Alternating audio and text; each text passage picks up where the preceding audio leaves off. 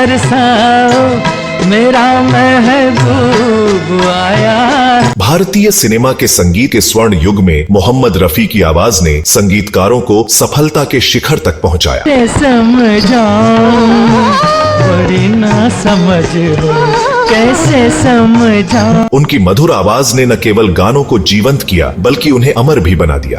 Gym बरसता सावन होगा।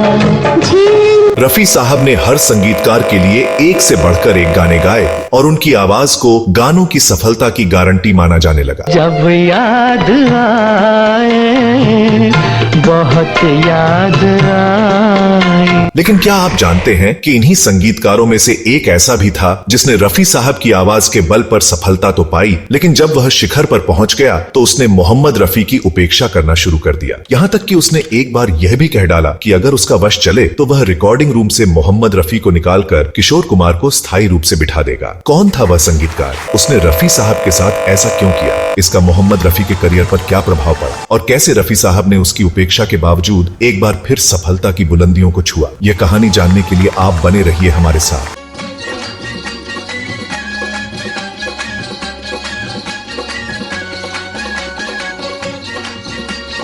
दोस्तों, इस वीडियो के लिए शोध और आलेख तैयार किया है फिल्म लेखक विनोद विप्लव ने, जिन्होंने मोहम्मद रफी की पहली जीवनी लिखी है और साथ ही साथ सिनेमा जगत की हस्तियों पर कई पुस्तकें लिखी हैं। दोस्तों, मोहम्मद रफी 1944 में लाहौर से मुंबई आए थे। सिर्फ एक साल के अंदर ही उन्हें फिल्मों में गाने के लिए पैसे मिलने लगे। शुरुआत में उन्हें एक गाने के लिए महज 50 रुपए मिलते थे, जो कभी कम तो कभी थोड़ा ज्यादा हो जाते थे। लेकिन रफी साहब की मेहनत और लगन ने जल्द ही उन्हें बड़े संगीतकारों की नजर मिला दिया।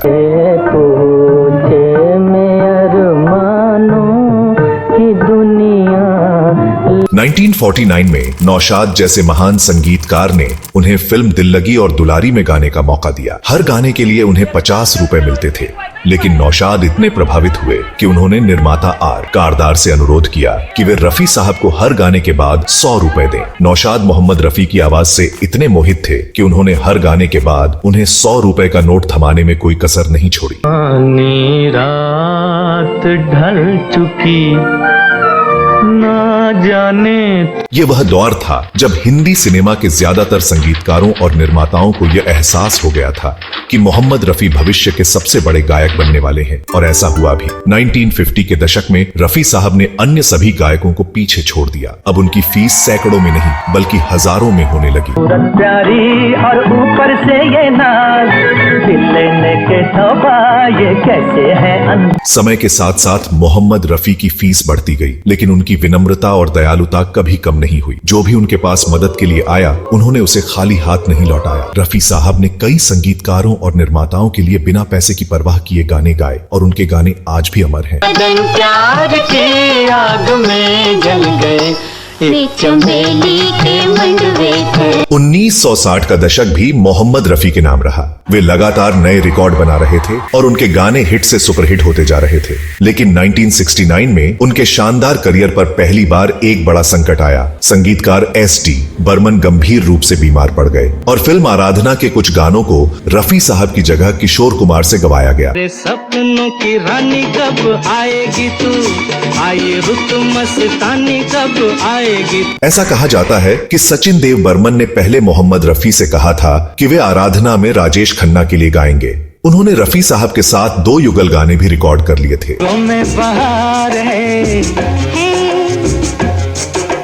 कलियों पे निखार। लेकिन सचिन देव बर्मन के बीमार पड़ने के बाद उनके बेटे और सहायक संगीत निर्देशक राहुल देव बर्मन यानी पंचम ने बाकी गानों को किशोर कुमार से गवा दिया। कागज था ये मन मेरा, लिख लिया नाम। जब सचिन देव बर्मन को इस बात का पता चला तो वे नाराज हुए, लेकिन बीमारी और अपने बेटे की जिद के कारण वे कुछ नहीं कर पाए।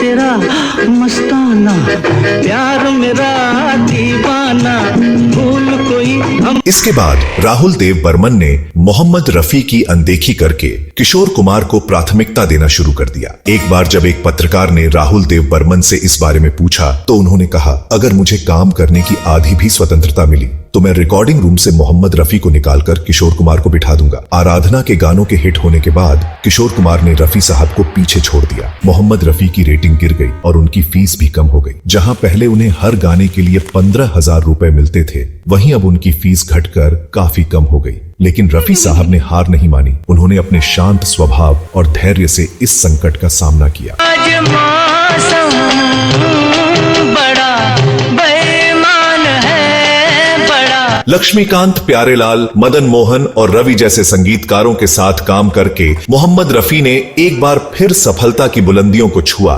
1975 में उन्होंने जबरदस्त वापसी की और एक बार फिर उनके नाम की गूंज चारों ओर सुनाई देने लगी। उनकी फीस फिर से बढ़कर 15,000 रुपए प्रति गाना हो गई।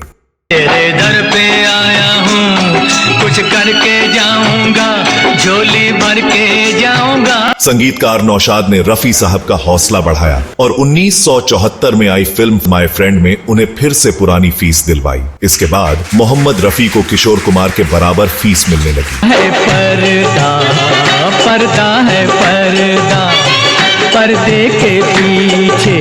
हम एक बार फिर कहना चाहेंगे कि रफी साहब ने कभी भी गानों से मिलने वाले पैसों को महत्व नहीं दिया, बल्कि वह से अधिक बिना पैसे लिए भी गाने गाते रहे। और यही कारण है कि उन्होंने उन संगीतकारों के लिए एक से बढ़कर एक गाने गाए जो अधिक पैसे देने की स्थिति में नहीं थे। लेकिन साल 1980 में मोहम्मद रफी के असामयिक निधन के साथ ही सुरों का यह सिलसिला थम सा गया। हालांकि उनके गाए गीत आज भी हमें मंत्रमुग्ध करते हैं और आने वाले दशकों तक ये गीत हमारे दिलों में जीवित रहेंगे। यार ऐ हुस्न वाले दिल किया। दोस्तों, यह थी मोहम्मद रफी की अद्भुत यात्रा की कहानी। अगले वीडियो में हम फिर मिलेंगे एक नई कहानी के साथ। तब तक के